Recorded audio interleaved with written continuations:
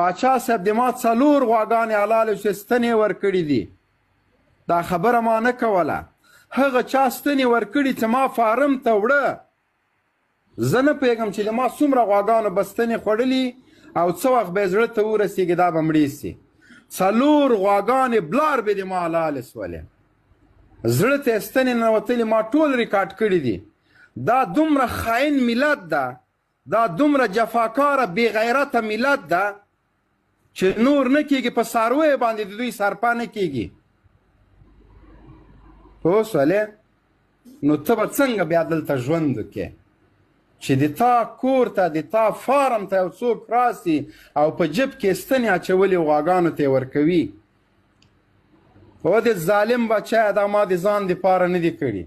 په خدای دا اوس زه دلته راغلی یم، زه په ځان نه پوهېږم. دومره ظلم چې د ما د 2 لکه د 3 لکه روپو غوا دې راته حلاله کړله. هغه غوښه یې د خوړلو نه ده، په حیوان د تا زړه نه هغه کېږي. زه هغه ستن هغه ویډیو چې پاچا صاحب ما کړې ده چې غوا مې حلاله سوې، ما یې له زړه نه ستن ویستلی، زړه یې تیکه تیکه و. د ما بله غوا حلاله سوې، زړه نه یې ستن راوتلې ده، د بړستنې ستن. په وښو کې وسپنه وي، په وښه کې هر شی وي، خو ستن پکې نه وي. ولې دومره ته حرامي یې؟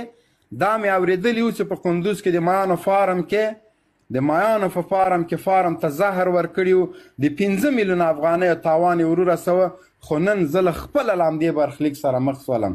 زه تا بوځم هلته د غواګانو ته ودرم، چال درته کوم چې دا غوا داسې ده، دا داسې دا داسې ده.